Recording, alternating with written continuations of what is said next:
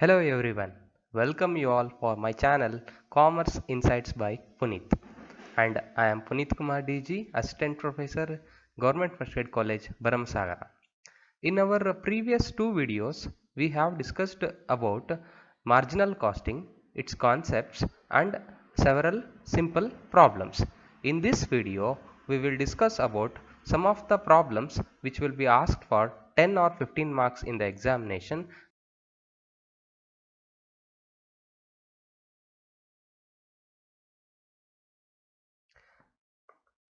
As usual, I have selected several problems from Davangere University 6th semester BCom Methods and Techniques of Costing question paper.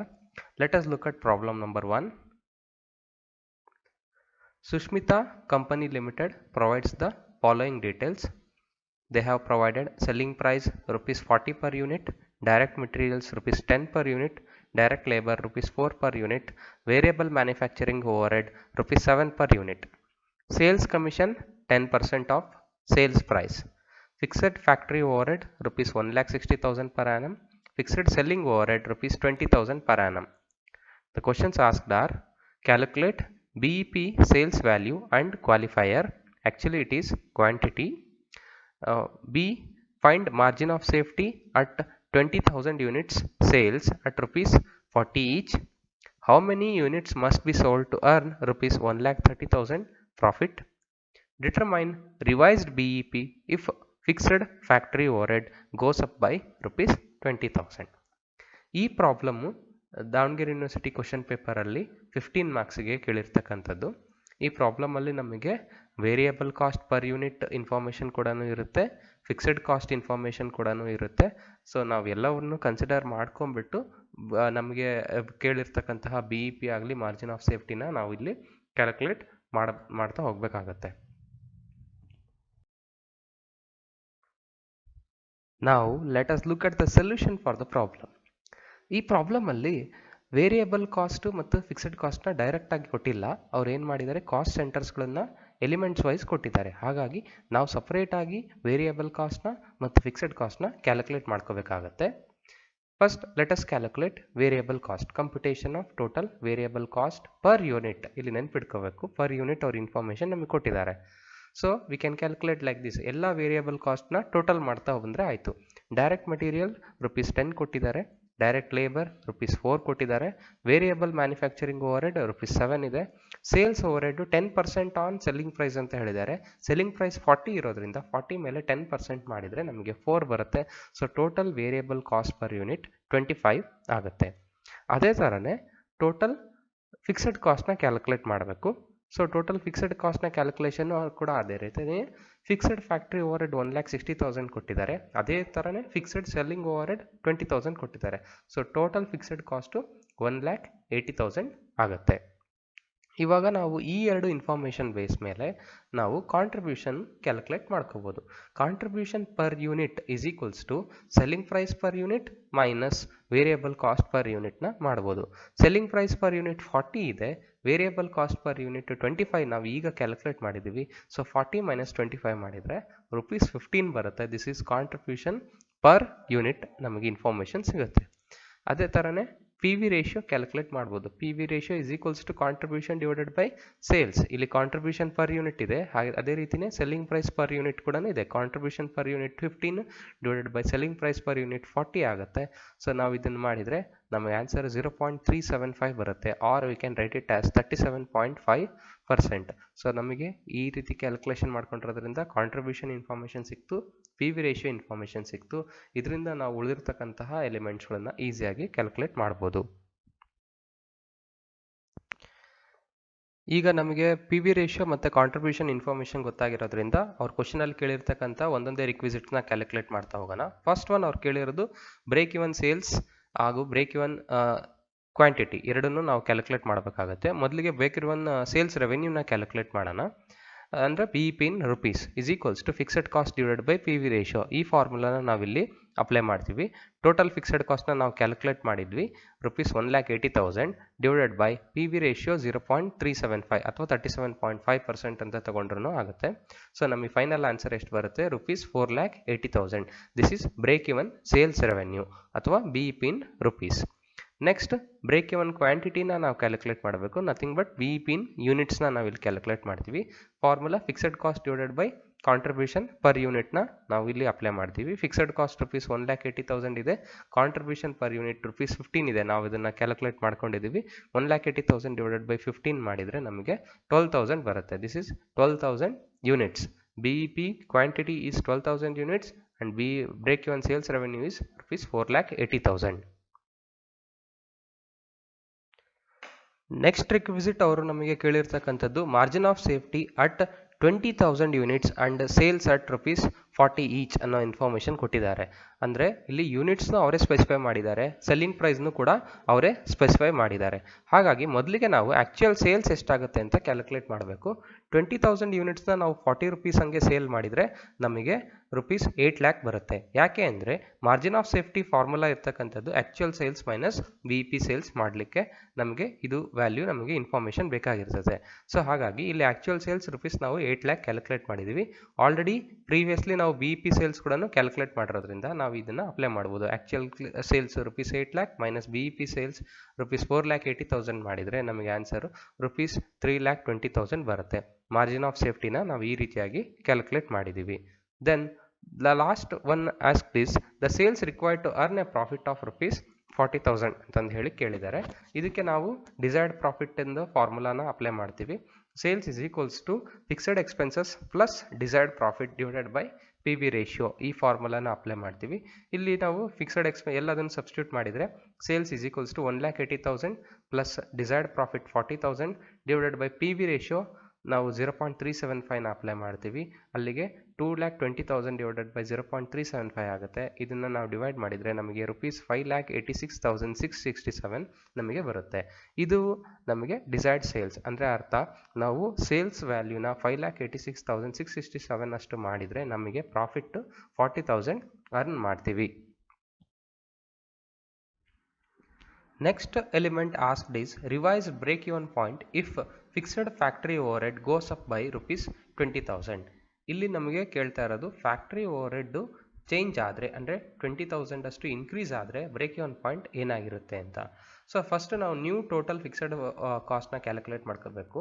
ಅಂದರೆ ಈಗ existing 1,80,000 ಇರುತ್ತೆ, plus additional ಆಗಿ 20,000 increase ಆದರೆ ನಮಗೆ total fixed cost rupees 2 lakh ಆಗುತ್ತೆ. Based on this information, we have to calculate the new break-even point. New break-even point calculate ಮಾಡೋಕ್ಕೆ same formula use ಮಾಡ್ತೀವಿ, fixed cost divided by PV ratio. So ಅದು ನಮಗೆ 2 lac divided by 0.375 ಮಾಡ್ತೀವಿ. ಅಲ್ಲಿಗೆ ನಮಗೆ answer rupees 5,33,333 ಬರುತ್ತೆ. This is the new break-even point if factory overhead goes up by rupees 20,000. Next ಅದನ್ನೇ ನಾವು ಇನ್ ಕ್ವಾಂಟಿಟಿ ಇನ್ ಯೂನಿಟ್ಸಲ್ಲೂ ಕೂಡ ನಾವು ಕ್ಯಾಲ್ಕುಲೇಟ್ ಮಾಡ್ಬೋದು. ಫಿಕ್ಸೆಡ್ ಕಾಸ್ಟ್ ರುಪೀಸ್ 2 ಲ್ಯಾಕ್ ಆಗುತ್ತೆ divided by contribution per unit same ಇರುತ್ತೆ, ರುಪೀಸ್ 15 ಇರುತ್ತೆ. ಸೊ ಆವಾಗ ನಾವು ಕ್ಯಾಲ್ಕುಲೇಟ್ ಮಾಡಿದರೆ ನಮಗೆ ರುಪೀಸ್ 13,333 ಯೂನಿಟ್ಸ್ ನಮಗೆ ಆನ್ಸರ್ ಬರುತ್ತೆ. This is the break even point in quantity. ಅಂದರೆ ಇನ್ 13,333 ಬ್ರೇಕ್ ಇವನ್ ಕ್ವಾಂಟಿಟಿ ಆದರೆ 5,33,333 ಬ್ರೇಕ್ ಇವನ್ ಸೇಲ್ಸ್ ರೆವೆನ್ಯೂ ಆಗಿರುತ್ತೆ. Now look at the second problem. Bhumika Company Limited has incurred fixed expenses rupees 4,50,000 with sales of rupees 15 lakh and earned profit of rupees 3 lakh during the first half year. In a second half year, it suffered a loss of rupees 1,50,000. Calculate A. PV ratio, break-even point and margin of safety for the first half year. B. Expected sales volume for the second half year assuming that selling price and fixed expenses remain unchanged during the second half year. And last one is the break-even point and margin of safety for the whole year. This is quite different problem than all your previous problems. ಇಲ್ಲಿ ನಮಗೆ entire given ಪೀರಿಯಡನ್ನು 2 ಭಾಗ ಆಗಿ divide ಮಾಡಿದ್ದಾರೆ. ಒಂದು first half ಮತ್ತು second half ಅಂತಂದು ಹೇಳಿ. ಮೊದಲಿಗೆ ಅವ್ರು ಕೊಟ್ಟಿರ್ತಕ್ಕಂಥದ್ದು ಫಸ್ಟ್ ಹಾಫ್ ಇಂದ ಇನ್ಫಾರ್ಮೇಷನ್ ಕೊಟ್ಟಿದ್ದಾರೆ.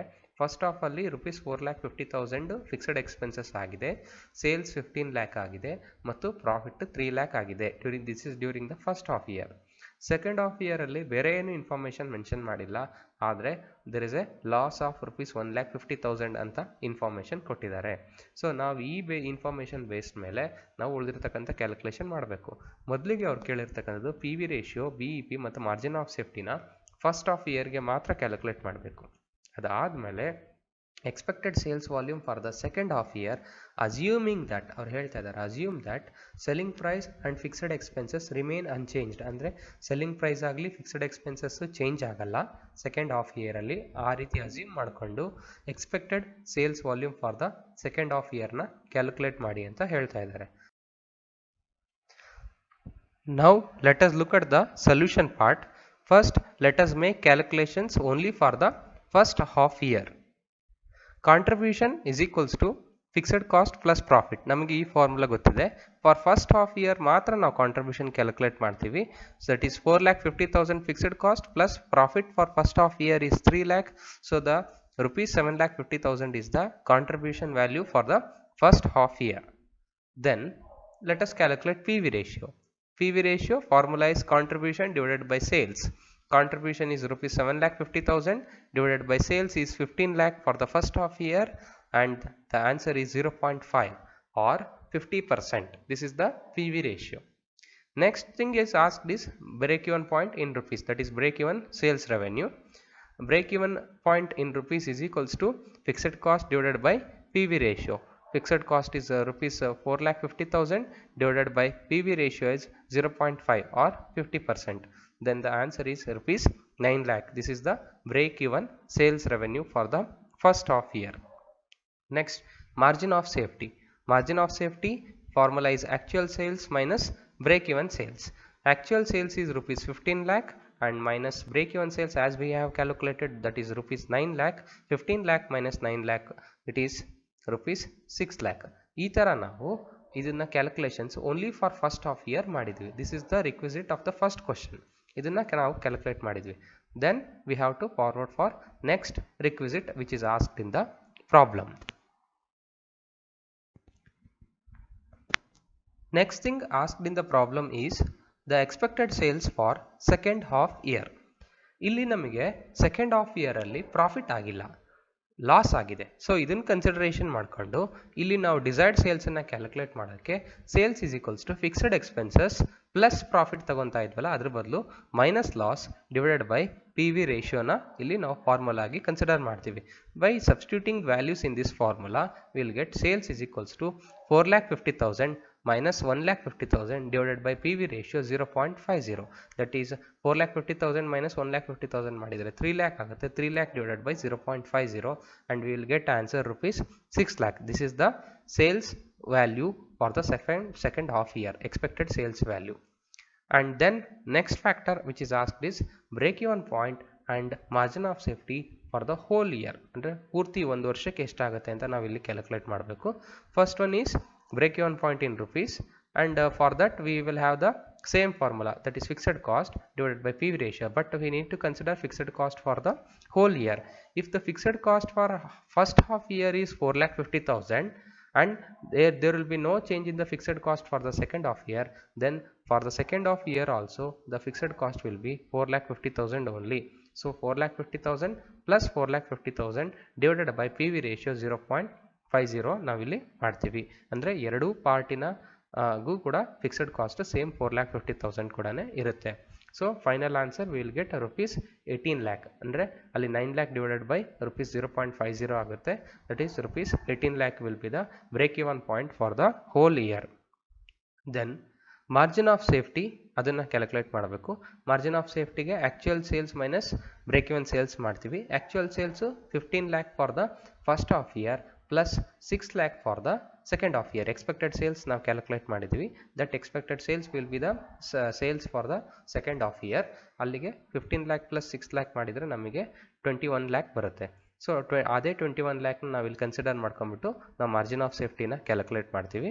Actual sales minus BEP sales. Actual sales 21 lac ಆಗುತ್ತೆ, ಮೈನಸ್ BEP ಸೇಲ್ಸ್ ಈಗ ಕ್ಯಾಲ್ಕುಲೇಟ್ ಮಾಡಿದ್ದೀವಿ rupees 18 lac. 21 lac minus 18 lac ಮಾಡಿದರೆ ನಮಗೆ ಆನ್ಸರ್ ರುಪೀಸ್ 3 ಲ್ಯಾಕ್ ಬರುತ್ತೆ. This is the margin of safety for the whole year. Now let us look at the third problem. An analysis of cost of S Manufacturing Limited from the following information shows that ನಮಗಿಲ್ಲಿ ಅವರು cost information ಹಾಗೂ variable cost ಎಷ್ಟು, fixed cost ಎಷ್ಟು ಅಂತ ಕೊಡ್ತಾ ಬಂದಿದ್ದಾರೆ. The variable cost is given as A percentage of sales. Direct material 32.8%, direct labour 28.4%, factory overhead 12.6%, distribution expenditure 4.1%, general expenditure 1.1%. Likewise, fixed cost is given in terms of rupees. Factory overhead rupees 1,89,900, distribution expenditure rupees 58,400, and general expenditure rupees 66,700. Budget sales for the next year is rupees 18,50,000. We are required to determine first one, break-even sales volume, the profit in budget sales volume, the profit if actual sales drop by 10%, increase by 5% by the budgeted sales. ಇಲ್ಲಿ ನಮಗೆ ಎರಡು option ಕೂಡ ಕೊಡ್ತಾ ಇದ್ದಾರೆ. ಇಲ್ಲಿ ನಮಗೆ information ನಮಗೆ ಇಲ್ಲಿ ಪ್ರೆಸೆಂಟ್ ಮಾಡಿರ್ತಕ್ಕಂಥದ್ದು ಸ್ವಲ್ಪ ಡಿಫ್ರೆಂಟ್ ಆಗಿ ಪ್ರೆಸೆಂಟ್ ಮಾಡಿದ್ದಾರೆ. ವೇರಿಯಬಲ್ ಕಾಸ್ಟ್ನ in terms of percentage of sales ಆಗಿ ಪ್ರೆಸೆಂಟ್ ಮಾಡಿದರೆ, ಫಿಕ್ಸೆಡ್ ಕಾಸ್ಟ್ನ as a in terms of ರುಪೀಸಲ್ಲಿ ಅವರು ಪ್ರೆಸೆಂಟ್ ಮಾಡಿದ್ದಾರೆ. ಅದೇ ರೀತಿಯಾಗಿ ಅವರು ಬಡ್ಜೆಟೆಡ್ ಸೇಲ್ಸ್ ಫಿಗರ್ನ ನಮಗಿಲ್ಲಿ ಪ್ರೊವೈಡ್ ಮಾಡಿದ್ದಾರೆ. ಹಾಗೂ ಬ್ರೇಕ್ ಇವನ್ ಸೇಲ್ಸ್ ವಾಲ್ಯೂಮ್ನ ಹಾಗೂ ಬಡ್ಜೆಟೆಡ್ ಸೇಲ್ಸ್ ವಾಲ್ಯೂಮ್ನ ನಾವು ಕ್ಯಾಲ್ಕುಲೇಟ್ ಮಾಡ್ಕೊಳ್ಳೋಕ್ಕೆ ಹೇಳಿದ್ದಾರೆ. ಅದೇ ಥರನೇ ಪ್ರಾಫಿಟನ್ನು ಚೇಂಜ್ ಆದರೆ, ಅಂದರೆ ನಮ್ಮ ಆ್ಯಕ್ಚುಯಲ್ ಸೇಲ್ಸ್ ವೇರಿಯೇಷನ್ ಆದಾಗ ಅದರ ಇಂಪ್ಯಾಕ್ಟ್ ಪ್ರಾಫಿಟ್ ಮೇಲೆ ಎಷ್ಟಾಗುತ್ತೆ ಅನ್ನೋದನ್ನು ಕೂಡ ನಾವಿಲ್ಲಿ ಕ್ಯಾಲ್ಕುಲೇಟ್ ಮಾಡಲಿಕ್ಕೆ ನಮಗೆ ಹೇಳಿದ್ದಾರೆ. Now let us look at the solution for the problem. First we need to calculate the total variable cost percentage ನ ಇಲ್ಲಿ ನಾವು ಕ್ಯಾಲ್ಕುಲೇಟ್ ಮಾಡ್ಕೋಬೇಕು. ಸೊ ಪರ್ಟಿಕ್ಯುಲರ್ಸ್ ಮತ್ತು ಪರ್ಸೆಂಟೇಜಸ್ಗಳನ್ನ ಆ್ಯಸ್ ಯೂಶುವಲ್ ನಾವು ಆ್ಯಡ್ ಮಾಡ್ತಾ ಬರ್ತೀವಿ. Direct material 32.8%, direct labour 28.4%, factory overhead 12.6%, distribution overhead 4.1%, general administrative overhead 1.1%. This indicates that total variable cost is 79%. And computation of total fixed cost. Total fixed ಕಾಸ್ಟ್ನ ಅವ್ರು ನಮಗೆ amount ಫಾರ್ಮ್ಯಾಟಲ್ಲಿ ಕೊಟ್ಟಿದ್ದಾರೆ. So factory overhead rupees 1,89,900, distribution expenditure 58,400, general expenditure 66,700. So total fixed cost 3,15,000 ಆಗುತ್ತೆ. So based on this we can calculate the percentage of contribution to ಸೇಲ್ಸ್ನ ನಾವಿಲ್ಲಿ calculate ಮಾಡ್ಬೋದು. That is sales minus variable cost.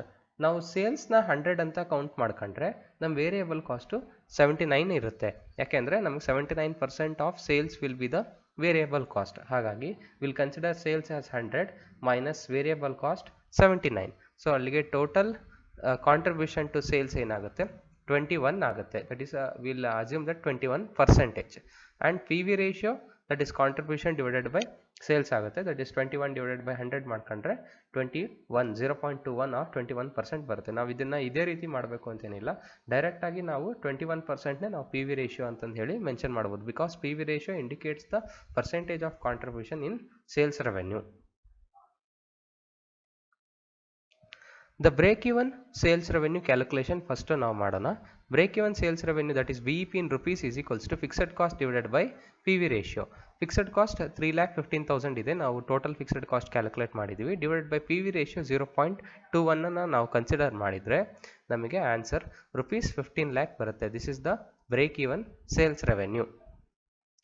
Next profit at budgeted sales of rupees 18,50,000. ಇದನ್ನು ನಾವು ಕ್ಯಾಲ್ಕುಲೇಟ್ ಮಾಡಬೇಕಾಗಿರುತ್ತೆ. So ಫಸ್ಟಿಗೆ contribution at budgeted sales ಲೆವೆಲ್ನ ನಾವು ಕ್ಯಾಲ್ಕುಲೇಟ್ ಮಾಡ್ಕೋಬೇಕು. ನಾವು ಹೇಳಿದೆ contribution will be 21% of the sales revenue ಅಂತಂದರೆ, ಸೊ ಇಲ್ಲಿ ಸೇಲ್ಸ್ ರೆವೆನ್ಯೂ 18,50,000 ಅಂತ ಅಸ್ಯೂಮ್ ಮಾಡ್ಕೊಂಡಿರ್ತೀವಿ ಬಡ್ಜೆಟೆಡ್ ಸೇಲ್ಸು. ಇದಕ್ಕೆ ಮಲ್ಟಿಪ್ಲೈಡ್ ಬೈ 21% ಮಾಡಿದರೆ ರುಪೀಸ್ 3,88,500 ಬರುತ್ತೆ. This will be the contribution at budgeted sales revenue. Profit ಅಂತಕ್ಕಂಥದ್ದು ಕಾಂಟ್ರಿಬ್ಯೂಷನ್ ಮೈನಸ್ ಫಿಕ್ಸ್ಡ್ ಕಾಸ್ಟ್ ಮಾಡಿದರೆ ನಮಗೆ ಸಿಗುತ್ತೆ. Because fixed cost plus profit ಮಾಡಿದರೆ ನಮಗೆ ಕಾಂಟ್ರಿಬ್ಯೂಷನ್ ಇರುತ್ತೆ. ಸೊ ಹಾಗಾಗಿ profit is equals to contribution minus fixed cost ಫಾರ್ಮುಲಾನ ನಾವು ಯೂಸ್ ಮಾಡಿಬಿಟ್ಟು ಕಾಂಟ್ರಿಬ್ಯೂಷನ್ 3,88,500 ಮೈನಸ್ ಫಿಕ್ಸ್ಡ್ ಕಾಸ್ಟ್ 3,50,000 ನಾವು ಮಾಡ್ತೀವಿ. That answer will be rupees 73,000. This is the profit at budgeted sales of rupees 18,50,000. This is the second requisite. And third requisite ಅವ್ರು ನಮಗೆ ಕೇಳಿರ್ತಕ್ಕಂಥದ್ದು, ಅದರಲ್ಲಿ ನಮಗೆ 2 ಕ್ಯಾಟಗರಿ ಮಾಡಿದ್ದಾರೆ. We need to calculate the profit if actual sales drop by 10%. ಇದು ಮೊದಲನೇ requisite ಕೇಳಿದ್ದಾರೆ. ಅಂದರೆ ನಮ್ಮ ಆ್ಯಕ್ಚುಯಲ್ ಸೇಲ್ಸ್ ಏನಿದೆ ಇದು 10% ಅಷ್ಟು ಕಡಿಮೆ ಆದರೆ ನಮಗೆ ಪ್ರಾಫಿಟ್ ಎಷ್ಟಾಗುತ್ತೆ ಅಂತ ಅವರು ಕೇಳ್ತಾ ಇರೋದು. ನಮಗೆ ಇಲ್ಲಿ ಬಡ್ಜೆಟೆಡ್ ಸೇಲ್ಸು rupees 18,50,000 ಇದೆ.